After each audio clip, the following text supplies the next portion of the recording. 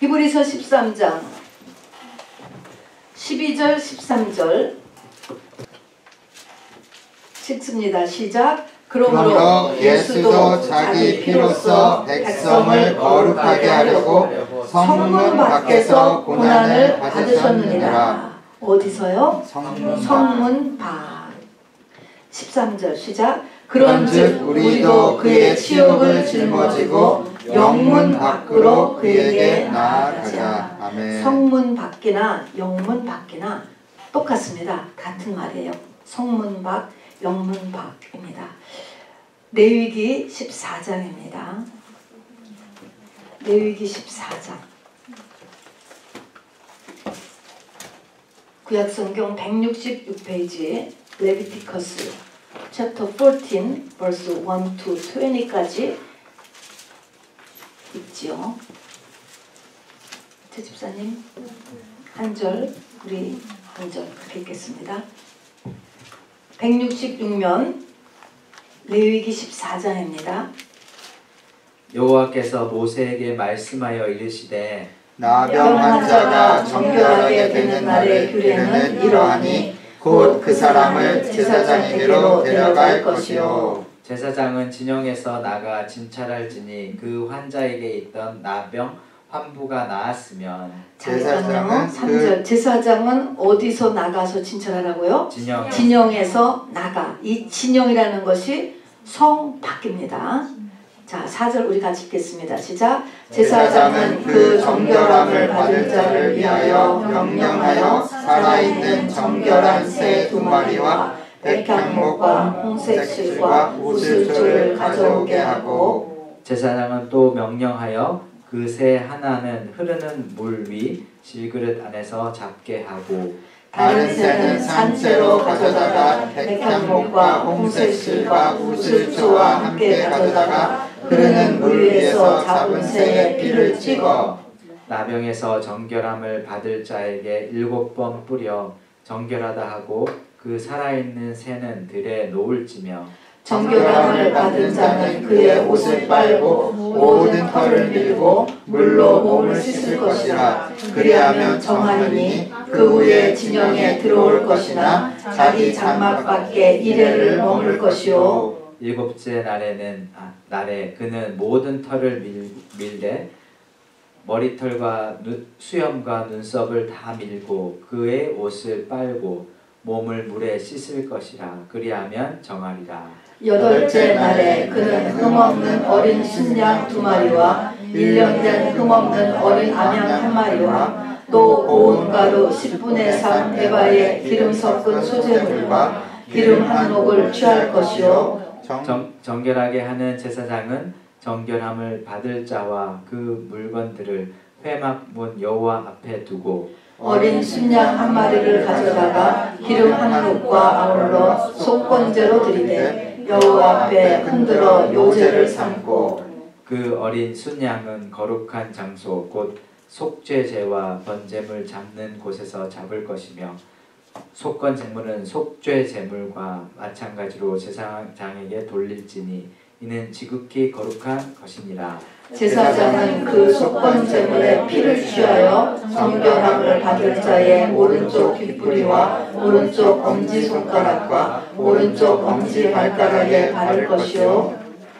제사장은 또 그 한 녹의 기름을 취하여 자기 왼쪽 손바닥에 따르고 오른쪽 손가락으로 왼쪽 손에 기름을 찍어 그 손가락으로 그것을 여호와 앞에 7번 뿌릴 것이요. 손에 남은 기름은 제사장이 정결함을 받을 자의 오른쪽 귓부리와 오른쪽 엄지 손가락과 오른쪽 엄지 발가락 곧 속건 제물의 피 위에 바를 것이며 아직도 그 손에 남은 기름은 제사장이 그 정결함을 받는 자의 머리에 바르고 제사장은 여호와 앞에서 그를 위하여 속죄하고 또 제사장은 속죄제를 드려 그 부정함으로 말미암아 정결함을 받을 자를 위하여 속죄하고 그 후에 번제물을 잡을 것이요. 제사장은 그 번제와 소제를 제단에 드려 그를 위하여 속죄할 것이라. 그리하면 그가 정결하리라. 아멘.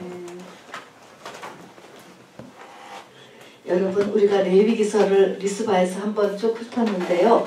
레위기 12장에 뭐가 있는지 혹시 기억하시는 분 있으십니까? 레위기 12장. 레위기 12장. 레위기 12장은 그쵸, 출생 제사에 관한 것이었습니다. 그러면 출생 제사를 지내는 가장 큰 목적은 뭐냐면 사람은 다 죄인이다, 원죄를 가진다, 이것을 넣어주는 것입니다. 딸을 낳으면 80일, 아들 낳으면 40일 동안 근심이잖아요. 그렇게 해서 바로 아기 금방 난 아이가 아무 죄도 없고 천사 같잖아요.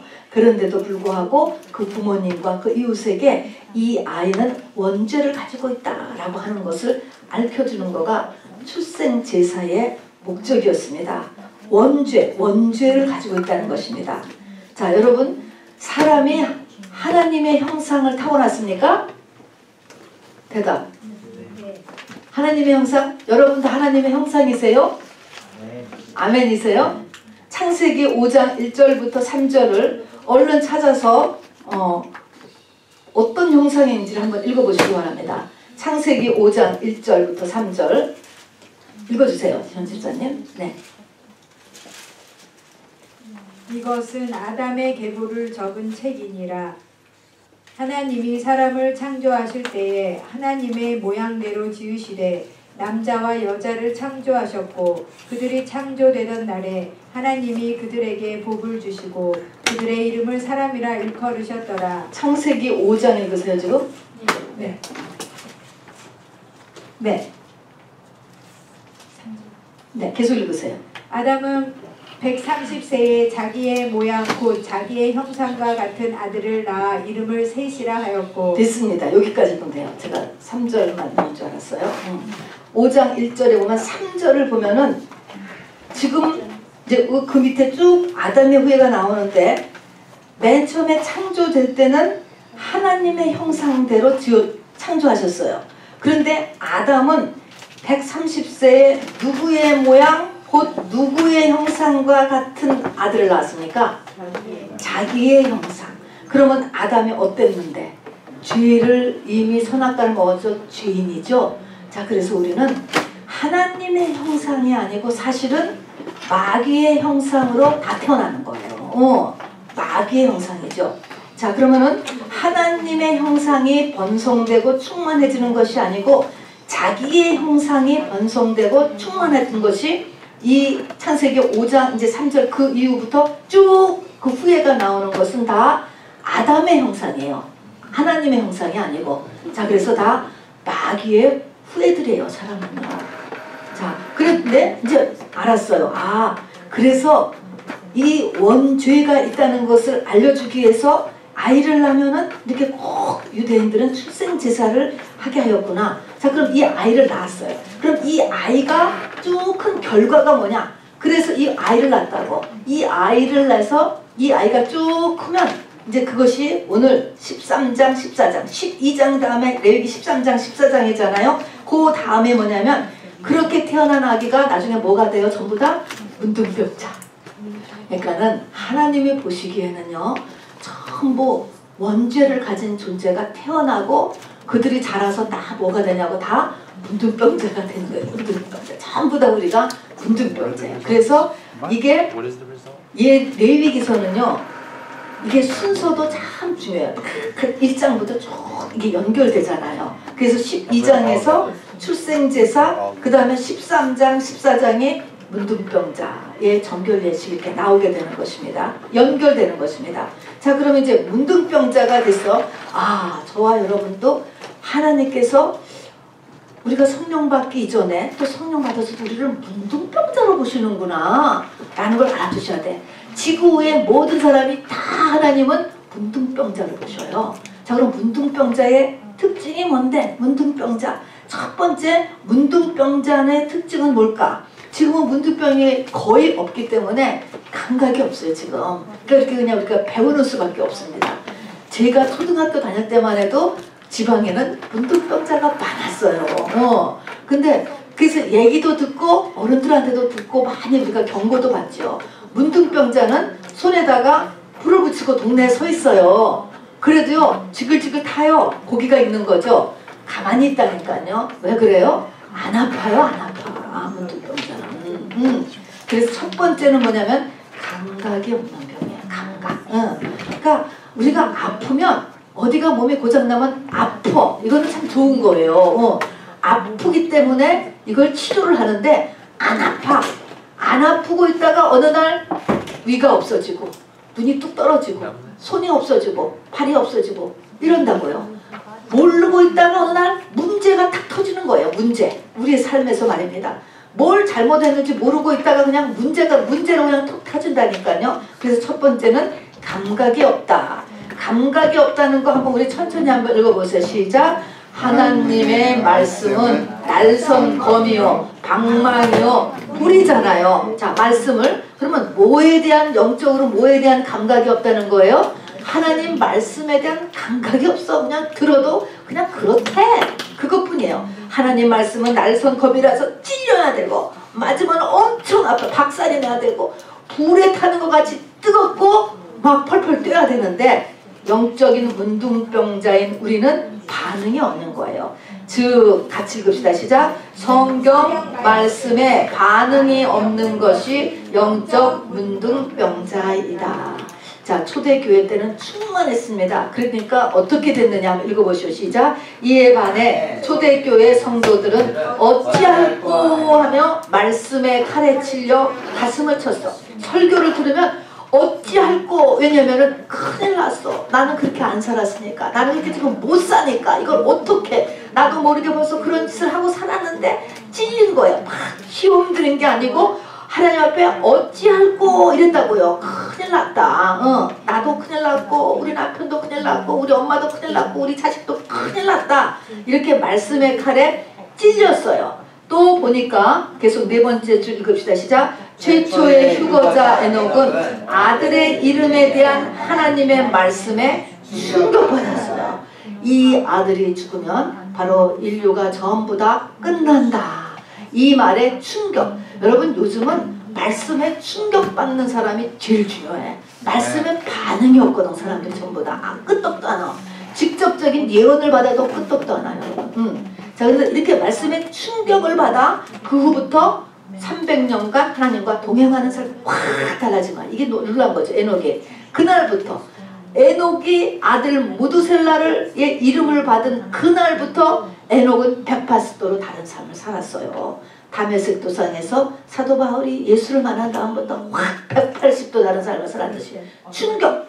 자, 그런데 같이 또 읽어요. 시작. 멸망 직전에 소돔 고모라 성의 사위들도 하나님의 말씀을 농담으로 여겼습니다. 농담은 뭐예요? 맞아도 그만, 틀려도 그만. 이거 농담입니다. 근데 마지막 때가 되면 또는 어떤 사람이 망할 때가 가까이 오면 이렇게 말씀이 무감각해져요. 이거는 개인적으로 또는 그 집안, 그 나라 모든 것이 다 하나님의 말씀이 이렇게 막 그래도 그만 안 그래도 그만 이렇게 되는 게 증상이에요. 증상.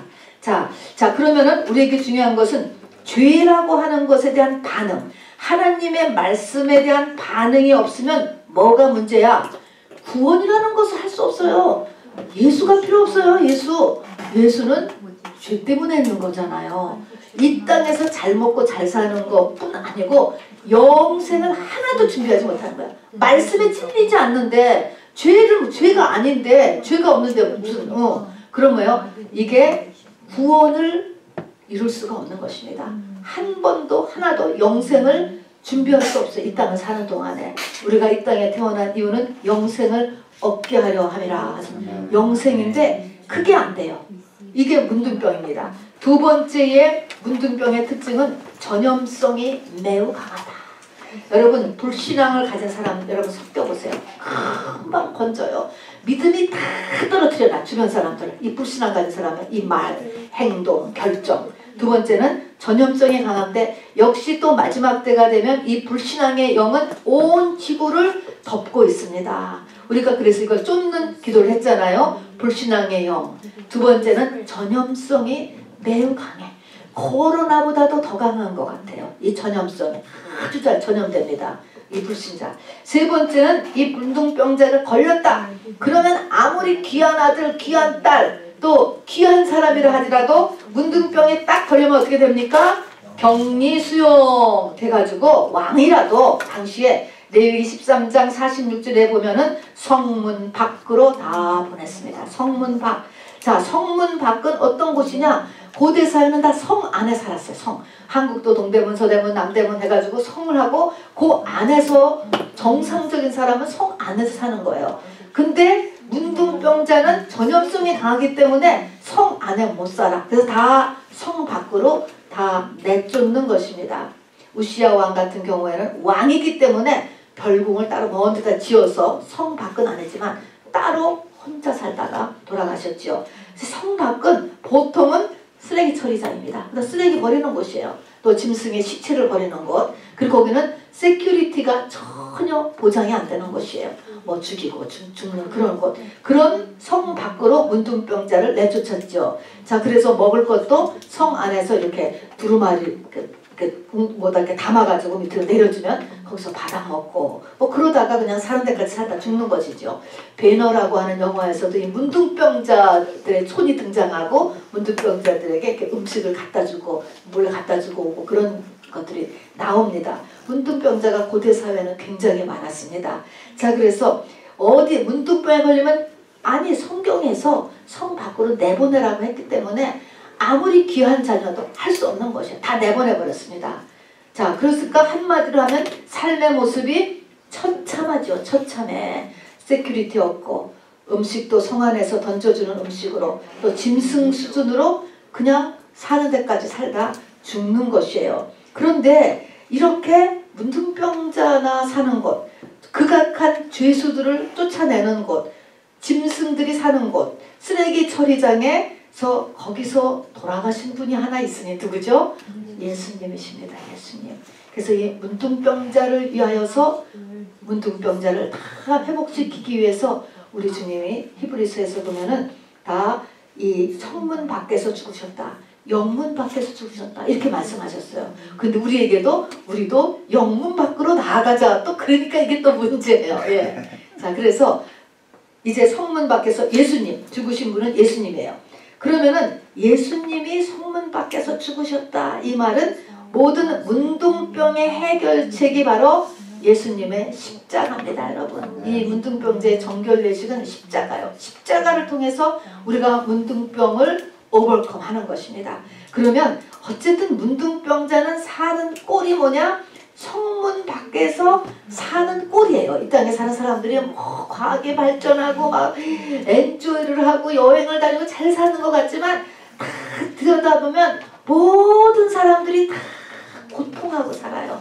다 이 성문 밖에 문둥병자같이 다 살다 죽어요. 사는 꼴이.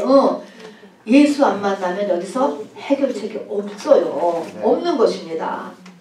그리고 근데 여기서 우리가 성 밖에다. 그런데 이 성은 엄밀히 말하면 원래 사람은 하나님과 교제했던 하나님의 형상을 따라 만들어졌던 그 사람은 어떤 성에서 살았었죠? 에덴이라고 하는 성에서 살았잖아요. 에덴을 쫓겨났습니다. 그래서 성 밖이다 라고 하는 모습은 에덴을 쫓겨났다. 우리의 삶은 에덴의 삶이 아니에요. 누구나 마찬가지로 에덴의 삶을 쫓겨났다는 것을 얘기하고 모든 인류는 이래요.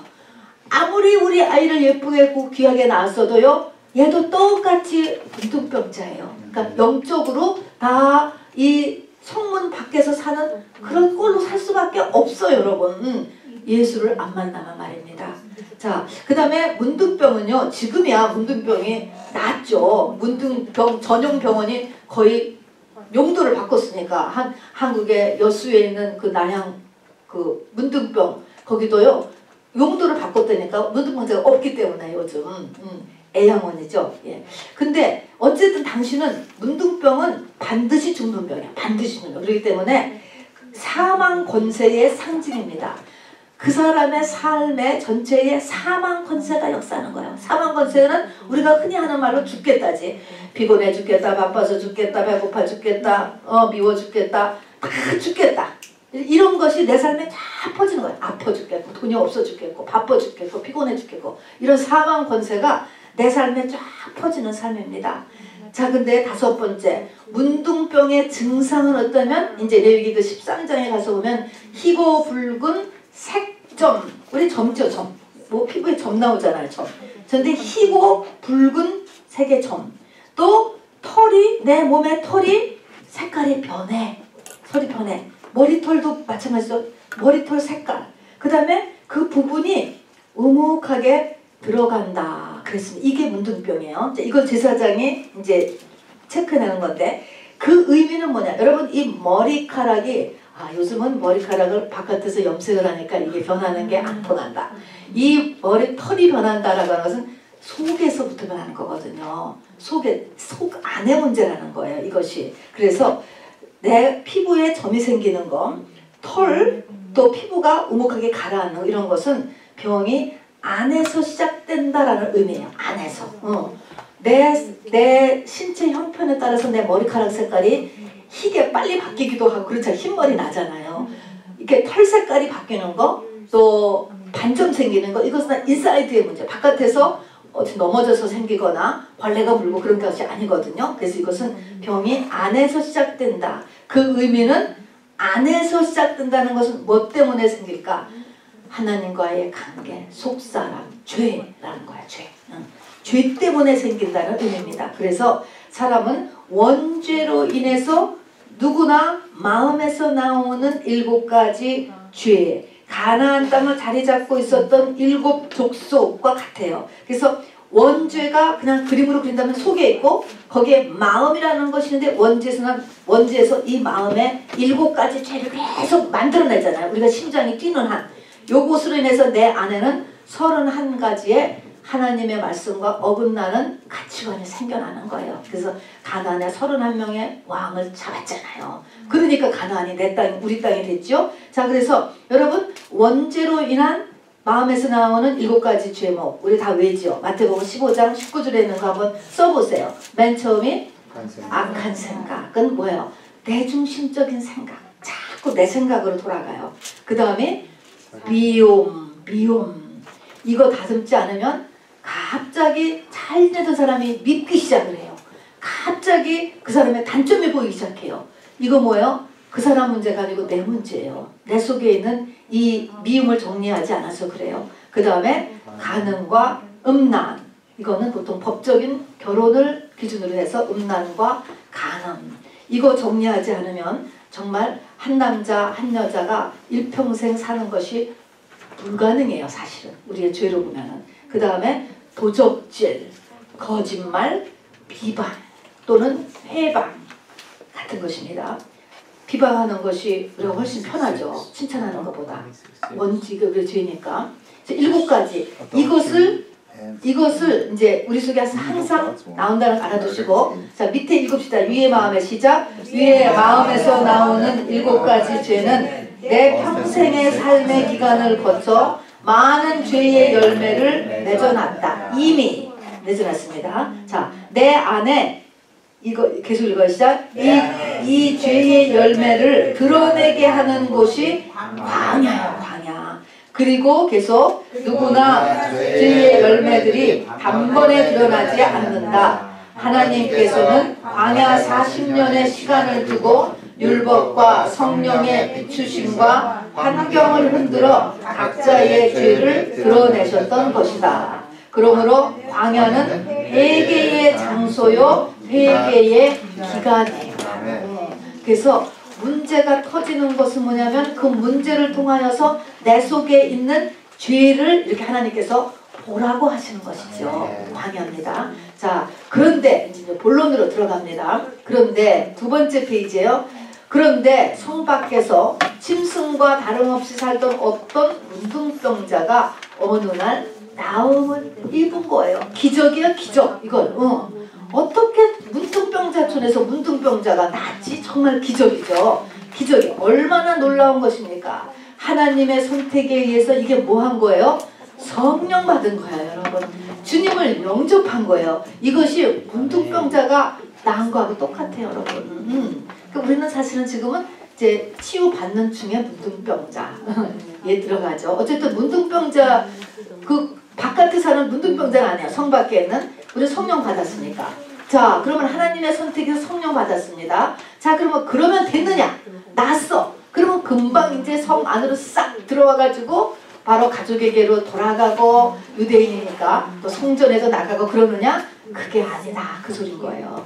그러나 그렇다고 나은 문둥병자가 곧바로 성 안으로 돌아와서 정상인의 삶으로 돌아갈 수가 없었다. 뭘 해야 돼요? 오늘 14장에 있는 3단계의 문둥병자의 정결 예식이라는 것을 끝내야지만 가정과 성전으로 돌아가는 거예요. 자, 이 말은 당시에는 물론 가정과 성전으로 돌아가는 거예요. 그러나 이 말은 성전을 간다. 그런 말은 하나님과의 관계가 올바러졌다라는 것이고 가족에게로 돌아간다라고 하는 것은 인간과의 관계가 똑바로졌다는 거예요.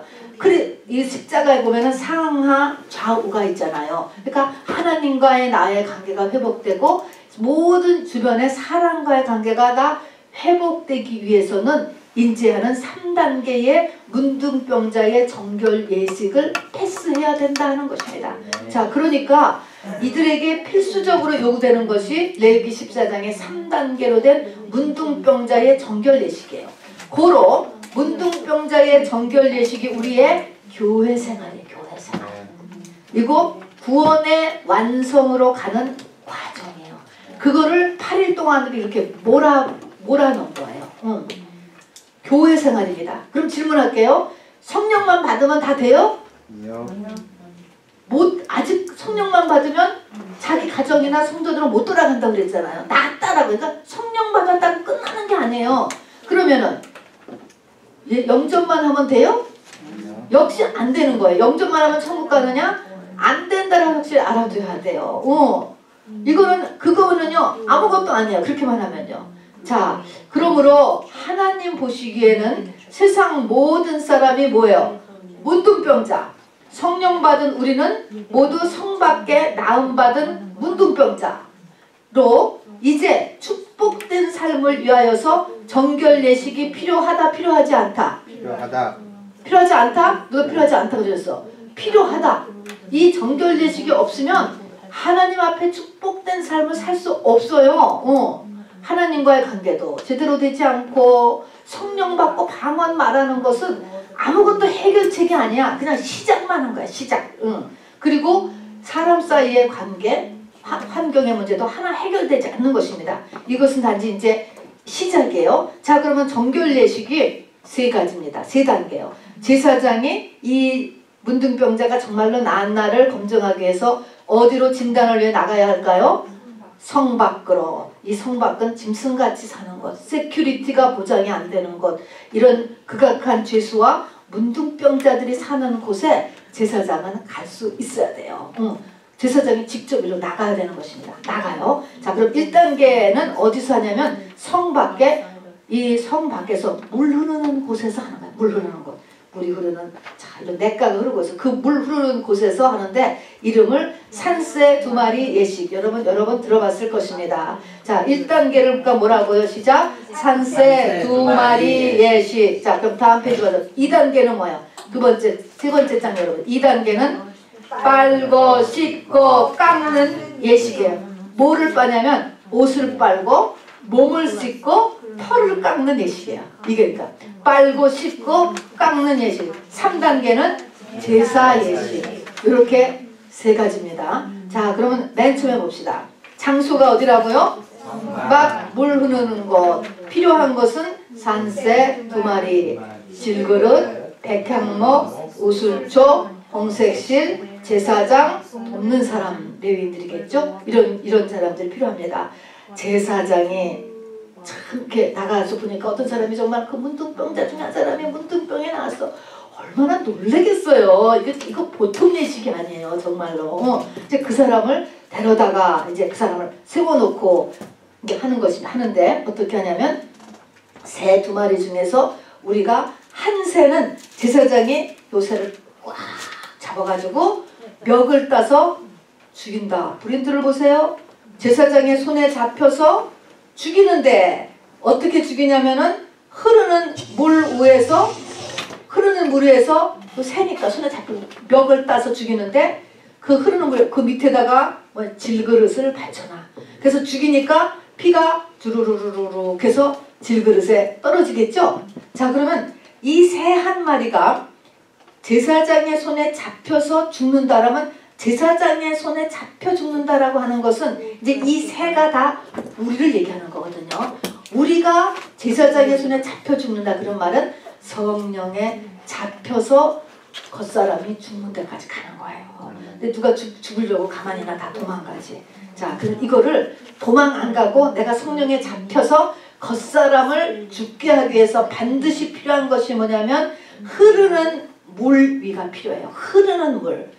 살아있는 하나님의 이 말씀과 생기가 나는 이 기도를 하지 않고서는 절대로 겉사람이 죽을 수 없어요. 다 도망 나가요. 무슨 핑계를 대든지 안 죽으려고 도망가게 됐어요. 자, 그러면은 성령에 잡혀서 흐르는 물 위에서 멱을 따서 그 피를 질그릇에 받아요. 그러면 이 제사장의 손에 잡혀 죽은 한 새는 무엇을 상징할까?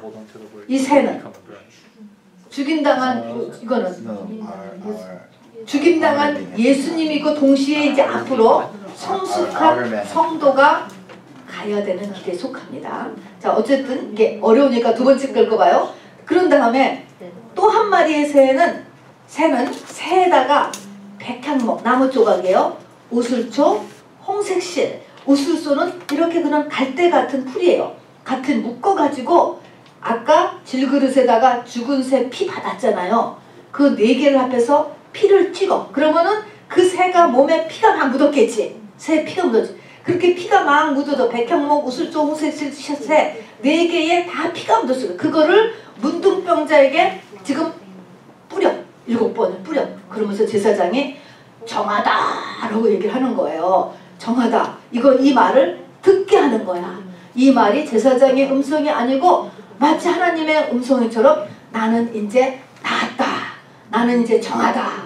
이렇게 지금 받아들이는 거야. 그러면서 그 문둥병자가 보는 앞에서 그 새를 날려보내요. 살아있는 한 새는. 호를. 자, 그러면 몸에 죽은 새의 피를 잔뜩 묻힌 피 묻은 새. 또 하나 피 묻은 새는 문둥병자가 보는 앞에서 날려보낸다. 자유롭게 날아가게 된 피 묻은 새는 주의 보혈을 가진 부활의 권능을 가진 영적 신분이 변화된 누굴까?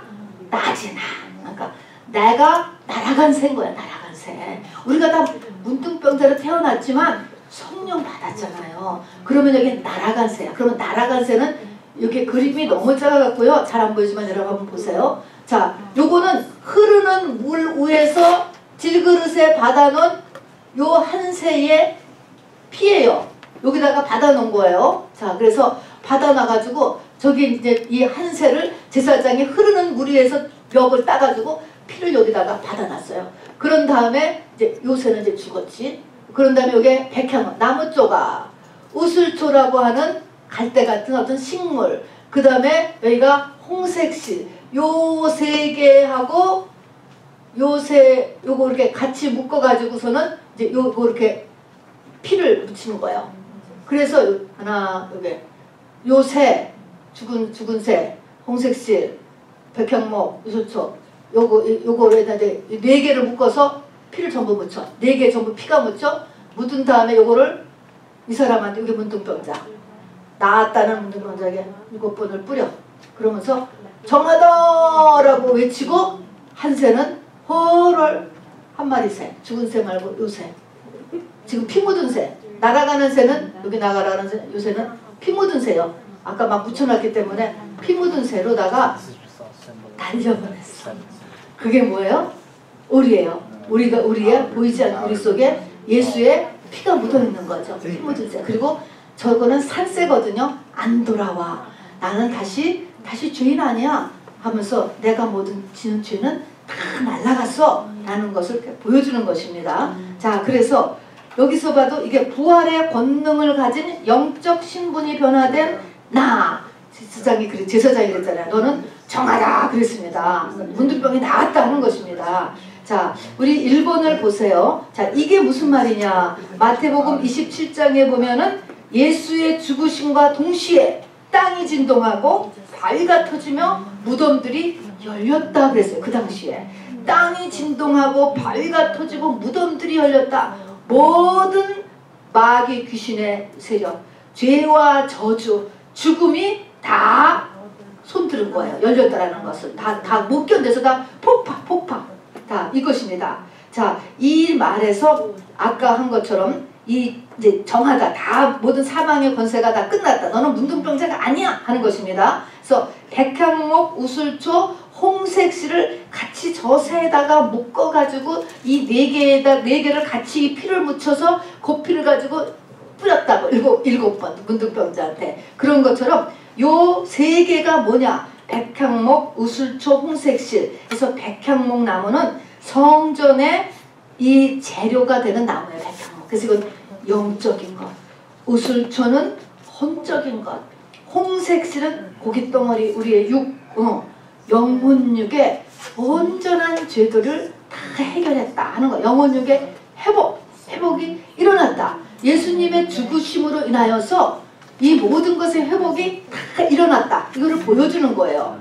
자, 그러니까 이거를 이제 또 이제 이거를 설명을 조금 더 다른 말로 하면은 우리 이 땅에 사는 사람들은요, 나무에다가 비했는데 어떤 나무냐면은 다 가시나무래, 가시나무. 그래서 팔레스타인에는 다 가시나무. 백향목은 쭉쭉 큰데 가시나무는 한 1m 정도밖에 안 된대요. 그리고 근데다가 삐뚤삐뚤 광야에서 물이 없으니까 거기다가 전부 가시야.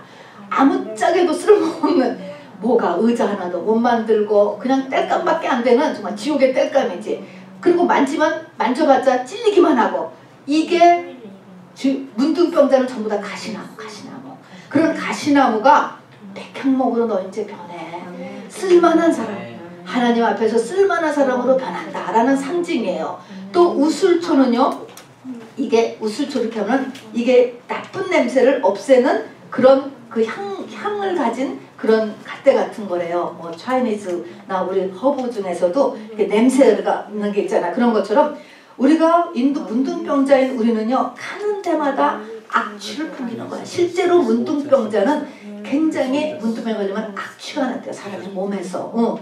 그래서 썩는 것을 그래도 눈치챘다고 해요. 그랬는데 그렇게 악취가 나던 그런 사람이 이제는 우슬초, 어디 가서든지 그리스도의 향기를 내는 덕스러운 사람으로 변해진다라는 걸 나타내요. 또 홍색실은 뭐예요? 문둥병에 걸리면 얼굴이 하얗고 노랗대. 창백한 사람이 불구스름한 혈기가 도는 건강한 사람으로 바뀐다. 모든 질병과 연약함이 다 사라진다. 이게 홍색실이에요. 그래서 영혼육의 온전한 회복, 이게 부활의 권세예요. 부활의 권세. 그렇게 됐다라는 것을 정하다고 선포했습니다. 그래서 우리는 이거를 꼭 붙잡고 살아야 돼요.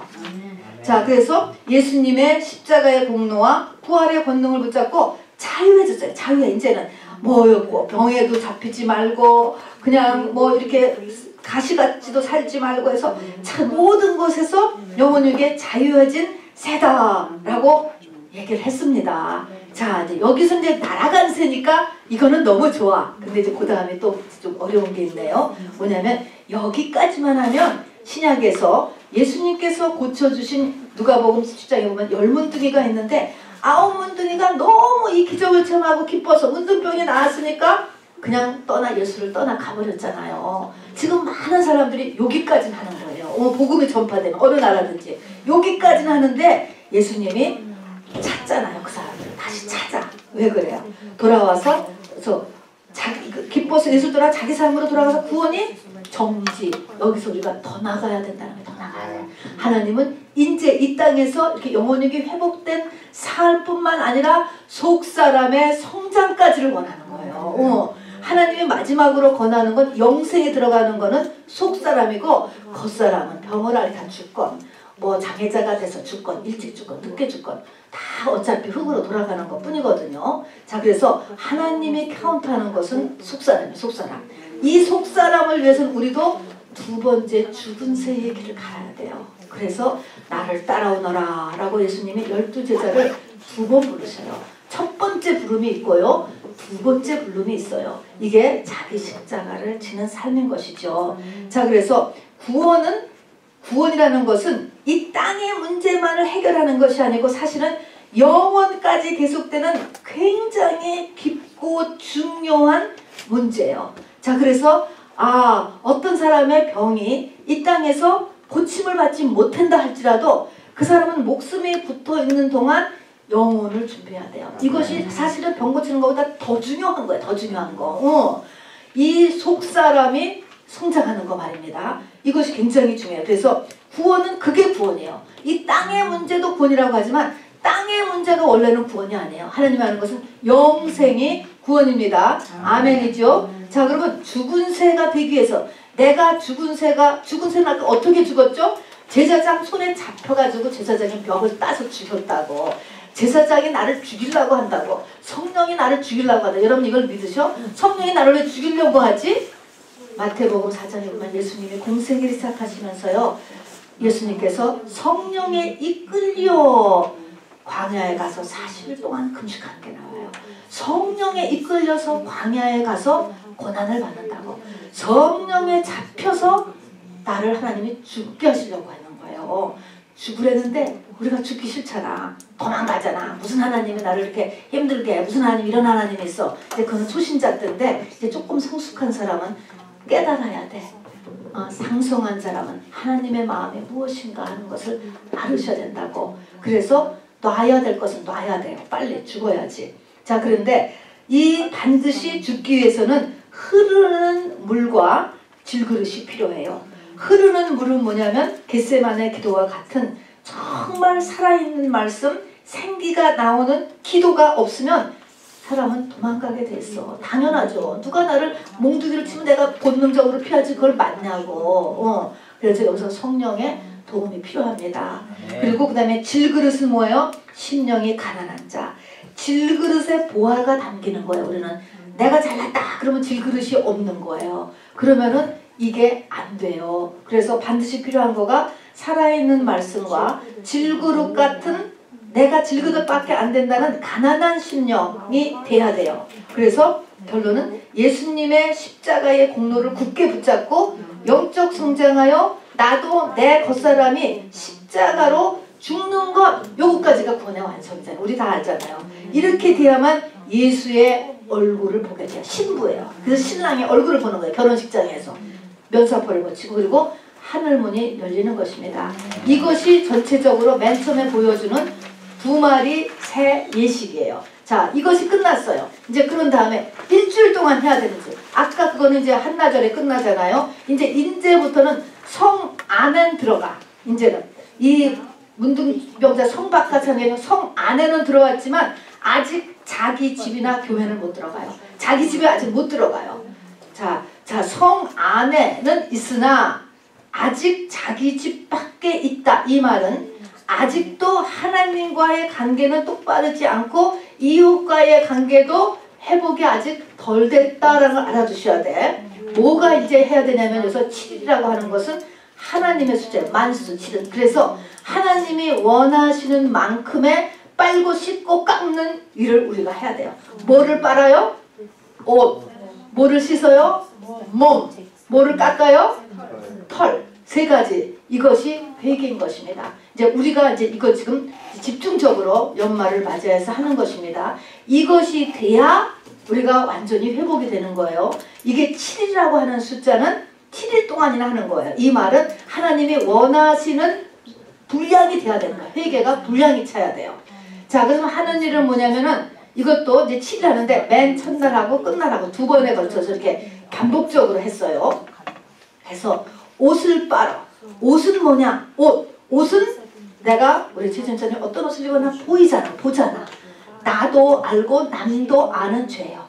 저 사람은 저거 죄를 짓고 있다. 저 사람이 지금 저렇게 하는 건 죄야. 이렇게 아는 게 옷을 빠는 거예요. 그런 죄들을 다 회개하라고. 그 다음에 몸은 뭐예요? 내 속몸은 나밖에 모르잖아요. 옷을 벗어야 알잖아요. 나만이 아는 죄가 있어요. 나만이 아는 죄. 그것이 몸을 씻는 거예요. 제일 어려운 게 털을 미는 거예요. 털. 몸에 있는 여기 아까 인데 보면은 모든 털을 다 밀어내는 거야. 털이라는 털은 다 밀어내. 털이 뭐냐? 털이라는 것은 내 속에 박혀 있죠. 나와 하나가 되어 있어. 이미 나야 나. 그게 나. 이거는 건드리면 아파. 발작해. 싫어. 튕겨져 나가. 그런데 털은 어디에 나냐면 몸의 연약한 부분을 보호하기 위해서 나는 게 털이에요. 자, 그래서 내 연약한 부분을 보호하는 기능이 털이에요. 그런데 이 털을 밀거나 뽑거나 뭐 해라는 것은 뭐냐면 내가 연약한 부분이 있잖아요. 누구든지. 내가 가지고 있는 열등감, 또 내가 이게 약하고 열등감이 있기 때문에 당연히 내가 보호막을 치고 있는 게 있잖아요. 사람들한테. 트라우마, 상처, 과거의 어떤 일들, 또 현재의 어떤 일들, 또 마음속에 깊이 있는 상처, 한, 이런 것들이 털이에요. 털. 이런 것들 그리고 나하고 하나 되어서 내가 합리화를 해. 그래서 합리화하고 있는 나의 잘못된 가치관, 잘못된 습관. 내가 그렇게 살고 있어. 근데 주변 사람들도 가까이 있는 사람도 그냥 쟤는 그런 애인가 보다. 그런 사람들은 그냥 받아주고 있어 그냥. 이런 건데 성경에 비추어서 이것이 잘못되면 이걸 회개하고 고쳐야지 돼요. 성경적이 아닌 것. 이렇게 된 게 털이에요. 털. 모든 털. 그러니까 지금까지 살던 오래된 습관과 가치관이라 할지라도 아닌 것은 오늘 버리시기를 바랍니다. 버리려고 해야 되는 거예요. 그래서 옷을 빨고 몸을 씻고 털을 깎고 이 분량을 다 채우기를 하나님께서 기다리고 계세요. 이게 하나님이 원하는 만큼 채워졌을 때 우리의 하나님과의 관계와 이 땅에서의 관계 그리고 이 땅의 모든 삶의 환경이 축복으로 바뀌어지는 것입니다. 자, 그래서 요구하는 분량을 채워야 돼요. 자, 그래서 요거를 다 했다. 그러니까 이거는 사람마다 달라요. 어떤 사람은 조금만 회개해도 막 응답이 팍팍 오고 좋은 일이 날 수가 있어. 그러나 하나님이 깊게 거룩을 요구하시는 분들, 그렇게 하나님의 쓰임받은 사람들은 깊게 요구해. 그냥 이거는 막 그냥 하나님이 샅샅이 그냥 이렇게 막 치고 들어가는 게 있다고. 그러면 아주 그냥 엄청나게 회개해야 돼. 우상숭배. 정말 내 마음이 100% 하나님 앞에 갈 때까지 이렇게 하나님께서 이렇게 두드려 패는 사람도 있어요. 이렇게. 그래서 이거는 사람마다 달라요. 자, 그 다음에 3단계가 이제 제사예식. 드디어 성전에서 이제 제사를 지내게 되는 거예요. 성전에 지내는데 이거는 8일째 되는 걸 하는 거예요. 8일째. 8일째인데 8이라고 하는 숫자는 원래가 부활의 숫자예요. 월화수목금토일 7개가 세상의 숫자고 8은 부활의 숫자입니다. 자, 그래서 새로운 삶, 부활의 숫자, 새 사람. 이제 제사가 끝나야지 우리가 새 사람이 되고 새로운 삶이 되는 것입니다. 우리가 지금 주일로 모이는 것은 7일째 모이는 게 아니고 사실은 8일날 모이는 거예요. 안식일 달, 월화수목금토일 하잖아요. 그러니까 이게 주일은 예수님의 부활하신 날 모이는 거잖아요. 어쨌든 근데 이때 보니까 제사할 때 속건제, 속죄제, 번제, 소제, 요제. 와, 여러분 굉장히 큰 제사예요. 이게 지금 엄청나게 큰 제사를 드려요. 준비할 때 수양이 2마리, 1년 된 암양이 2마리, 고운 가리, 가루가 10분의 3에 봐, 기름 1 넣어. 지금 이렇게 보면은 아예 고운 가루, 뭐 밀가루도 사기 쉽고 기름도 하나 1리터 사면 되고 쉬운가 보다. 근데 당신은 기름을 진짜로 올리브를 따서 까서 말려서 눌러서 한 거기 때문에 기름이 엄청나게 비싸고 귀한 거예요.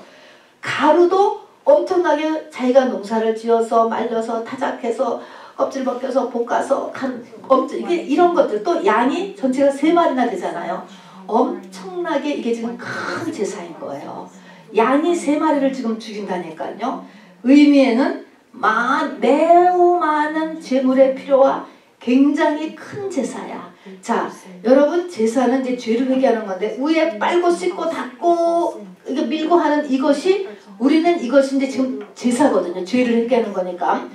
행사로는 이렇게 빨고 씻고 깎고를 했지만 이것이 죄를 터는 행위로 나타나는데 이 터는 것에서 왜 이렇게 많은 재물과 많은 제사법이 동원될까라는 것.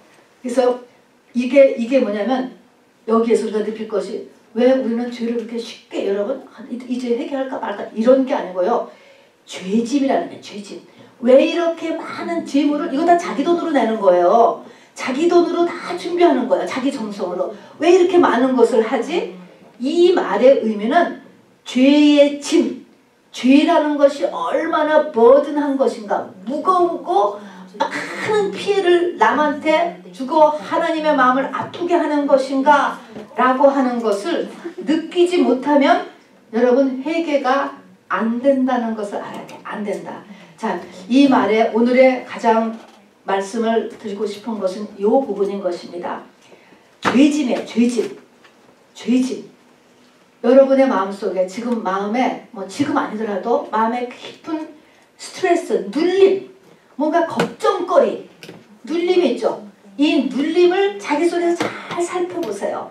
이게 생각보다 정말 몇 톤만큼 무거울 수도 있어. 자기의 지금 눌림이. 이 걱정이 풀어내면 내가 말 안 해서 그렇지 너무나 많아. 너무 커. 이 눌림이 무슨 눌림이라고요? 죄짐이라는 거예요. 그게 네가 해결해야 될 죄예요. 꼭 내가 지은 죄가 아니어도 조상으로부터 내려온 죄도 나한테 와 있을 수 있어요. 그 이대에서 해결하라는 거죠. 그러니까 뭔지 모르지만 내가 막 속이 눌려. 밤에 잠도 안 오고 그냥 괜히 한숨도 잘 나오고 한번 풀기 시작하면 내 속에 그냥 이런저런 걱정이 많아. 그게 뭐예요? 내가 해결해야 될 죄의 짐의 죄. 내가 해야 될 분량인 거예요. 다윗은 처음에는 밧세바를 죽이고 별로 감각이 없었잖아요. 밧세바를 죽인 게 아니라 우라야를 죽이고서. 그런데 이제 성령이 임하고 자기가 죄를 회개하려고 하면서부터 죄의 무게를 알았어요. 반드시 죄의 무게를 알아야 돼요. 이 죄의 무게를 알았기 때문에 회개, 하나님이 용서했다고 했지만 속건제가 있잖아요. 회개 후에 많은 징벌을 순히 감당할 수 있었습니다. 세상에 그 일로 인해서 자기의 너무나 정말 사랑하는 아들 셋이나 죽었어요. 차례차례로. 그래서 정말 압살롬아 통곡을 하면서 울었어요. 깐나니부터 시작해서 장성한 아들까지 죽었다고 이렇게. 아들 셋을 잃어버렸어요. 왕위가 완전 전복됐었어요. 처첩이 공개적으로 성폭행당한 것을 사람들이 다 알았어요. 정말 창피한 거죠. 그리고 모욕적인 언어를 이렇게 들었을 때 내버려둬라 라고 얘기를 해요. 딴 사람 오히려 신하들이 분해가지고서는 막 저렇게 그래도 왕인데 저렇게 말을 함부로 할 수 있어? 그런데 왜 그래요?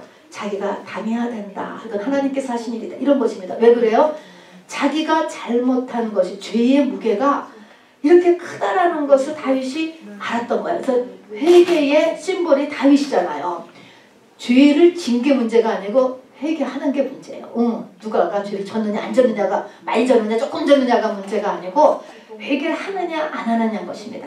그래서 오늘 가장 중요한 것은 죄의 짐을 오늘 느껴야 된다.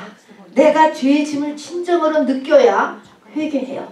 내가 죄의 짐을 못 느끼고 있으면 여러분 회개가 안 돼요. 보세요. 회개가 되는가? 회개가 겉돌아요. 겉돌아. 결국은 회개가 차야 믿음이라는 게 생기는 거예요. 문제가 해결되는 건데 말입니다. 자, 근데 오늘 이 문둥병자가 회개를 이 제사를 드리는데 순서를 보니까요. 뭐부터 지내냐면은 속건제부터 지내요. 속건제. 속건제라는 것은 사람 사이에 배상이 요구되는 죄가 속건제예요. 그래서 우리도 이제 회개를 하는데 어디서부터 생각하냐면 2021년을 정리하는데 사람 사이부터 살펴봐야 돼요. 내가 누군가에게 죄를 짓지 않았는가? 누군가의 마음에 상처를 주지 않았는가?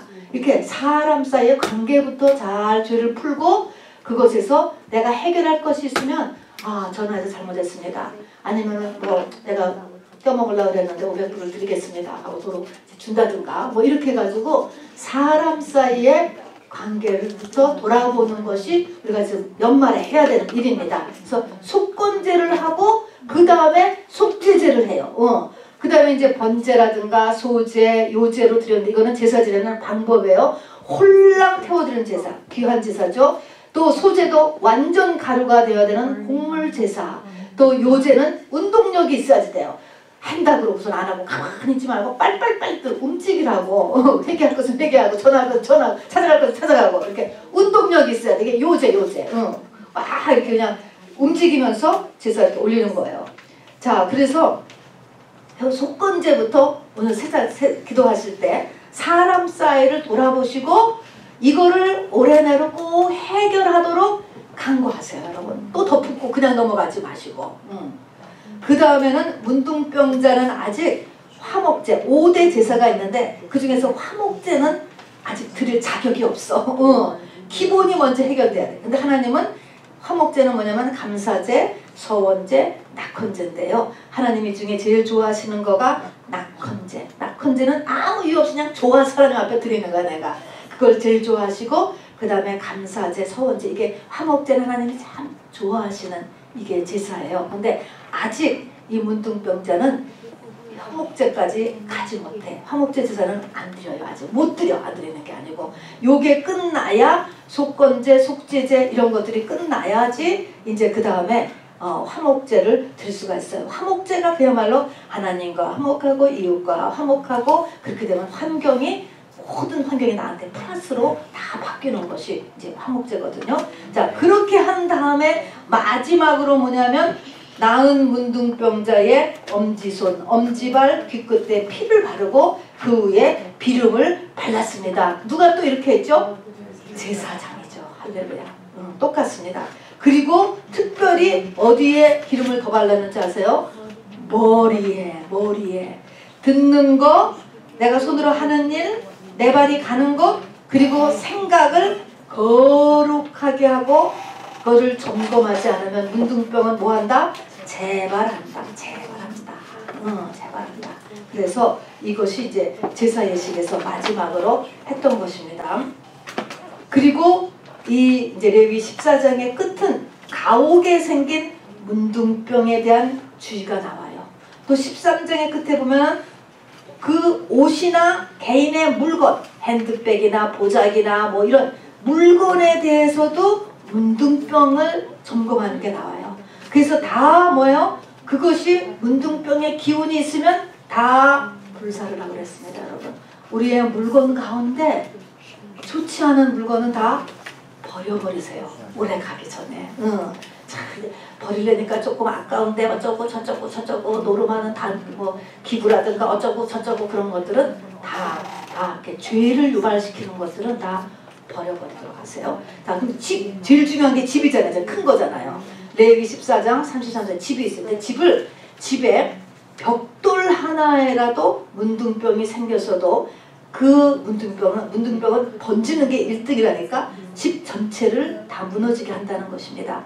죄는 점점 번식해가서 그 집 식구 전체에 조금씩 쉬지 않고 번져나간대요. 그래서 가옥에 생긴 문둥병, 제사장이 일주일에 한 번씩 가서 점검을 해가지고 집에 문둥병이 있는가 없는가 이걸 해가지고 그냥 다 점검을 해가지고 그 집을 다 비워버리도록 했습니다. 14장 47절에 보면 문둥병이 발생한 집에서는 먹지도 말고 자지도 말지니라. 제사장은 집의 문둥병을 분별할 줄 알아야 돼요. 알아야 되고 그 색점 생긴 돌, 집에 있는 돌을 빼내거나 문둥병이 생겼으면 흙을 긁어내거나 해서 전부나 해서 불사르게 해야 한다. 왜? 영의 전염성에 대한 경고예요. 그냥 두면 금방 번져나간다. 어느새 번져나간다는 거예요. 그래서 집안에 이렇게 죄가 번식할 수 있는 것을 바로 제사장이 딱 이거를 점검을 할 수 있어야 되는 것입니다. 자, 오늘 2021년을 마무리하면서 우리가 마지막 지금 1단계, 2단계, 3단계를 오늘 우리가 같이 또 점검해 보기를 원합니다. 레위기서는 모든 것의 기본이기 때문에 우리가 알아도 이렇게 또 보는 거예요. 이게 모세오경의 핵심이거든요. 모든 법의 기본이거든요. 그래서 이것이 교회 생활이에요. 그래서 결론입니다. 여러분, 날아간 새를 잊지 마세요. 정하다 그랬습니다. 영혼육의 온전한 회복, 예수 그리스도로 인해서 우리는 이긴 것이 확정됐습니다. 이긴 것을 놓고 지금 싸우는 거예요. 그래서 절대적으로 낙심하지 말고 포기하지 말고 엎어져도 쓰러져도 늦게 가도 여러분 이렇게 이길 수 있음을 믿고 나가는 것, 이것이 첫 번째 산세예요. 이제 다음에 이제 두 번째 산세, 죽은 산세가 되기 위해서는 아까는 2단계, 3단계를 사실은 그 2단계에서 회개예요. 한마디로 회개. 그리고 이 회개를 하기 위해서는 내가 죄짐을 느껴야 돼. 죄짐. 그래서 오늘은 여러분의 마음을 활짝 열고 나 속에 있는 죄짐을 느끼면서 그게 하나님이 너에게 회개하기를 원하는 분량이다 라는 걸 알아두시고 오늘 성령께서 내 죄를 비춰주시도록 기도하시기를 바랍니다. 우리 같이 찬양 올리겠습니다.